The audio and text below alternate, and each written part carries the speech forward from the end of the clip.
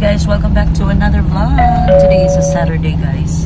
And andito kami ni Daddy. Katatapos na namin mag-breakfast. It's almost 10 o'clock na guys. And dumiretso na kami dito sa St. Scholastica Academy School para mag-inquire sa enrollment ni Kian for this upcoming school year 2024-2025.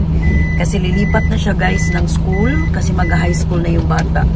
And nag-request siya na dito daw siya magsuschool because andito din daw yung mga friends niya from Ideas. So, papark lang kami ni Daddy and mag-inquire na ako guys. Sana magustuhan din ni Kian dito. Although alam na, dito nag-graduate si Kuya pala guys. Yung eldest ko, when he was still in high school. Dito siya nagtapos ng high school niya. Pati din si Kuya RG. Hello Kuya RG.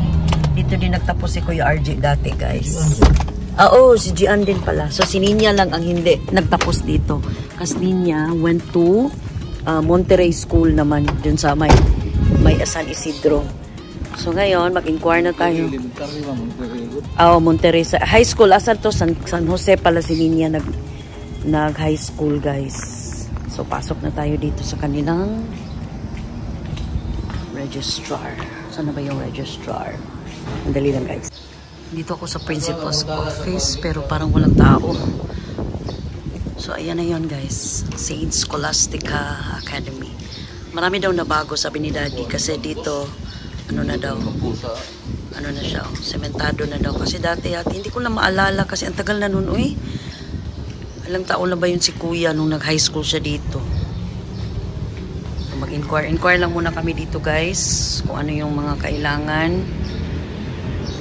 Sana is ano tayo ng pera para meron tayong pang-enroll kay may balance pa ako kayo sa ano ni Kian. Patatapusin ko pa yun next month or next. May sandali lang guys. So andun pala guys sa may guidance. Ha? Ano rin yung Benedict? Nagila-ila mo? Sectarian man siya dad. So meaning, madawat na sila promissory note. Para sa San Jose.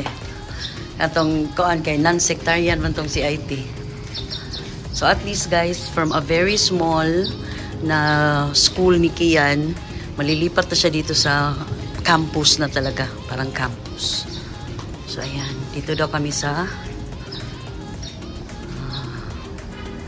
the lost items in the office. Stricto dito guys kasi this is run by nuns, mga sisters. So good luck kay Kian. So good luck din sa amin. So akyat pala kami guys dito sa guidance counselor office. Ayan. Oh, ang laki. Ano ba tong room na napasukan na kaya namin? Wala na namang tao. Mag-inquire tayo. Wala, CR to. Ay, na? Guys. Hala guys, hindi ko akalain guys na yung ka-opisina ko sa Convergys is one of the officers here. Si Paul. Say hi sa vlog. So Kian, you're so lucky. You have a life coach here. Di ba, coach? Life coach. Oh, life coach. My friend ni Mama. Uy. So, we look forward talaga Paul na see you on Saturday. So, yan na yung canteen nila pala guys. So, dyan na. So, balak namin ni Daddy, if ever na hindi siya makapagluto ng maaga, magsasaing lang siya para si Kian. Bibili na lang ng food niya dito. So, tapos na kami doon guys. Babalik kami next week, Saturday, Puhon, for the interview ni Kian. Ito yung medyo ano nila, no? Parang, kasi tawag ni Dad? Coliseum? Something? Activity. Dyan yung graduate si Kuya. Wala pa rin na bago. Ganito pa rin. May mga benches. Mga benches. Mga ganyan. Benches naman. Benches. So, ang nabago is ito, no? Gini, ilahang grounds. Madili na abog. Oh! Oo. No, waman din sa una no. Wala sa di sa una guys kana karon giato pa na gyud nila.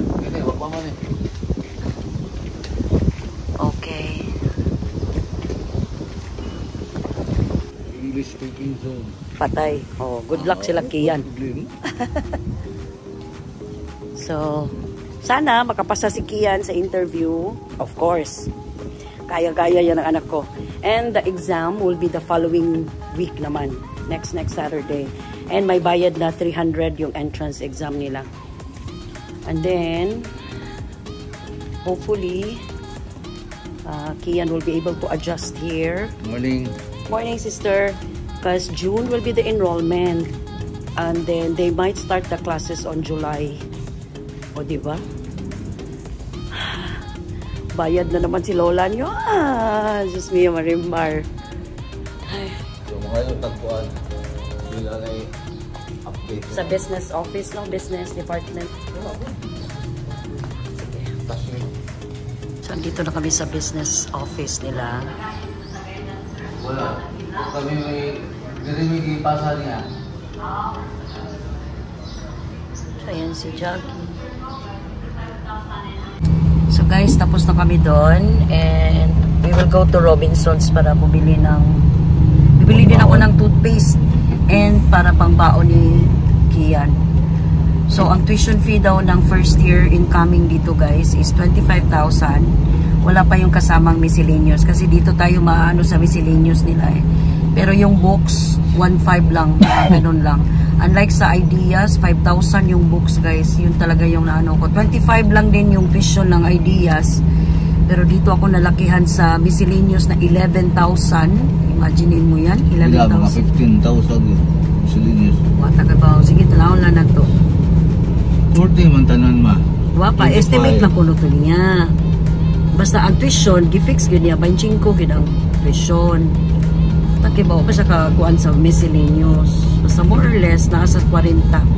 So, I guess gano'n na talaga yung mga tuition fees ng mga bata nowadays. So, kayong mga parents dyan, mga new parents, kailangan nyo talagang may trabaho. Umayod. Para yung mga anak ninyo is hindi matitigil ng ano, dahil lang yung ama walang trabaho, yung ina walang trabaho. Hindi talaga. Kailangan talagang kumayod guys kasi hindi naman nila kagustuhan na matao sila aning kalibutan na. So, it is our obligation na ano ba yun? To provide for them. So, anyway, si Kian na lang din naman talaga yung pinang-pag-aral ko guys. And, yun na nga. Ang laki ng tuition. Ay, nako. So, sana, kasi nga binago na yung scorecard namin guys. So, mas malaki na kaming chances na makakakuha ng bonus every month. So, at least yun ang ipangbabayad ko sa tuition ng anak ko. Para tuloy-tuloy ang pag-school niya. So, next week babalik kami.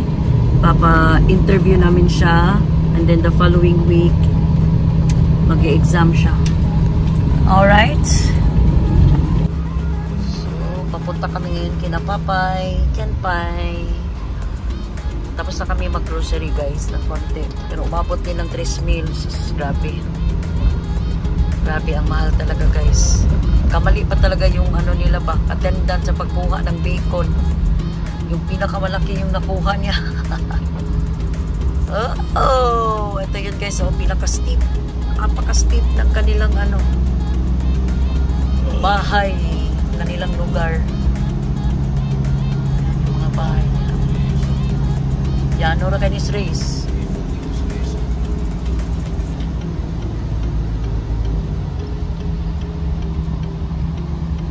Awan niyang gate o naglabaw. Parang birthday ka pa. Asa?